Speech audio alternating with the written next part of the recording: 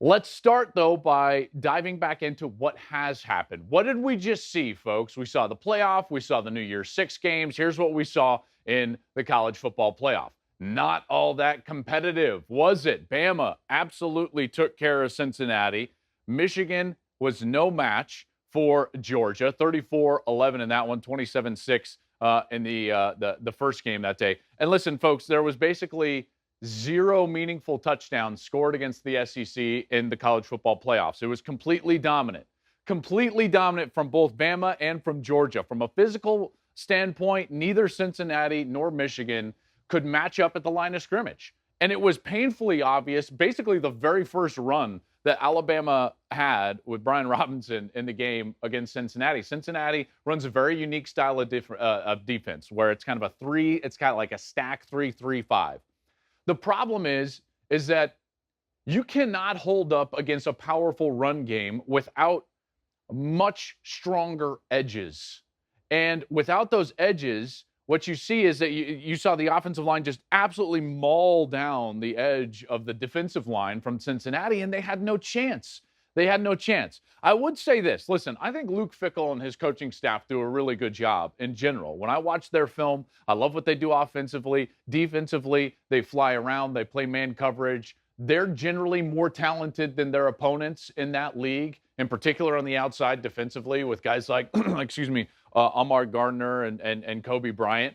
The problem is that you got into this game, and it was very apparent that Alabama was going to be, I want to call it conservative, but they didn't have to put the ball up in the air. They were just going to run the football because they were physically better up front than Cincinnati, and Cincinnati never adjusted.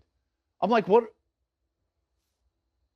You've got two of the best corners in college football if you're Cincinnati, and they never zeroed up. By zero up, I mean bring all the safeties down, bring all the resources down to stop the run, and zero up meaning like zero coverage, zero man, zero safeties in the middle of the field, man coverage on the outside. You never one time allowed Sauce Gardner, Ahmad Gardner, who, by the way, probably is the best corner in college football, at least the one that played for the entirety of the season, maybe the top corner selected in the NFL draft. We'll see. He's certainly a first-round talent.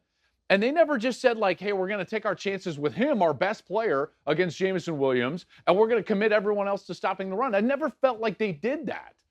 And from a game plan perspective, Alabama did exactly what you should do. Since that wasn't happening against Cincinnati, they just said, okay, we're just going to run the ball right down your throat. And Brian Robinson had a phenomenal day. Kudos to him. That offensive line did a great job. So that was the first game, 27-6. Then Georgia and Michigan, and then everyone's excited, right? It's kind of what we maybe expected in the first game. It's like, listen, it's great that Cincinnati got there. I think that they deserved it. I'm glad that they were in the playoff, but it wasn't all that close, in particular physically. Then you get to the nightcap, and you're like, all right, here we go. Michigan, the powerful run game, their offensive line, Aiden Hutchinson and that defense, Dax Hill is going to play. You get all excited about this. You think about Georgia and the way that they played against Alabama, and you think to yourself, maybe they weren't as dominant as we thought. Then the game kicked off, and the physical domination by Georgia was apparent. Folks, they owned them at the line of scrimmage. That defensive line led by Jordan Davis was phenomenal. And Kobe Dean was flying around. The speed that they had on the second level of their defense was so apparent, and it was dominant over that Michigan team. That offensive line for Michigan didn't have a chance. I felt, frankly, sorry for Cade McNamara because he didn't have any time. There wasn't, what are you going to do from a skill position standpoint if you're Michigan other than just get put into very tough situations? They started turning the football over. Georgia was dominant with that defense. That was impressive. I got to tell you, I thought that Michigan was going to be able to run enough to get to the wrinkles, to get to the play action pass, to have the tight end matchups where they would be able to score, 17, 24 points. Not even close. Not even close. And then Georgia on the other side offensively, they were able to play conservatively. Stetson Bennett did a nice job getting the ball out of his hands quickly, and that negated the pass rush from guys like David Ajabo on the outside for Michigan and Aiden Hutchinson. So a really smart and good game plan from Georgia that was really executed at a premium level, an elite level by the line of scrimmage on both sides, offensively and defensively. Michigan gets the late touchdown. Listen, they've got a lot of good young players. I can't wait to see what they can turn into here in the next couple of years with another good quality recruiting class or two. But this one wasn't particularly close. Not quite what Michigan State did in their playoff game or what Ohio State did in their first playoff game. Remember those not Ohio State's first, but that playoff game against Clemson. So it wasn't the worst Big Ten performance that we've seen in a college football playoff, but the domination from Georgia was apparent, and now we've got these two teams that have, let's be honest, Georgia was the best team all year. We didn't see their loss coming against Alabama in the SEC championship game, and now we're going to get those two again.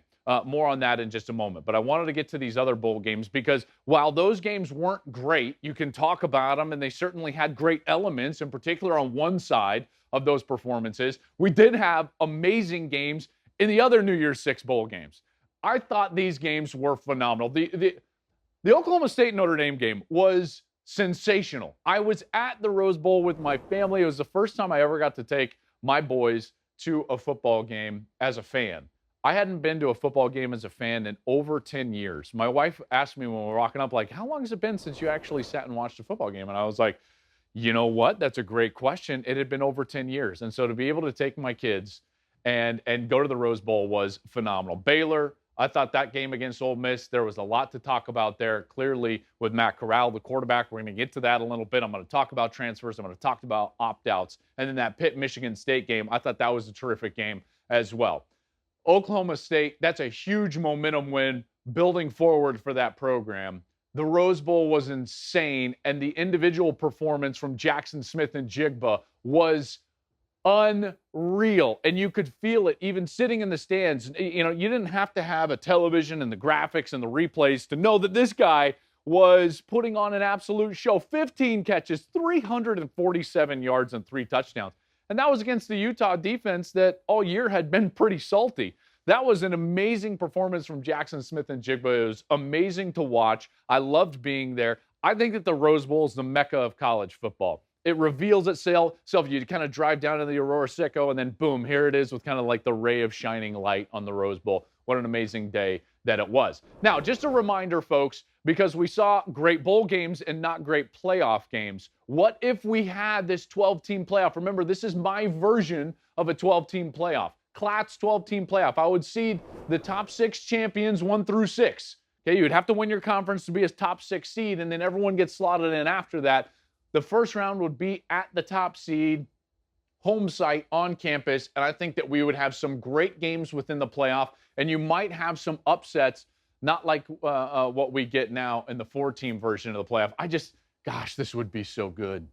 It would be so good, and I think that we're close. I really do. I think that the powers that be in college football need to really put their heads together and get over some of these small hurdles in order to give college football what I think would benefit the whole, which is an expanded playoff, an expanded meaning of college football, an expanded postseason that allow teams to build towards the future, less opt-outs that we're going to talk about here in a little bit, and ultimately better and more competitive games.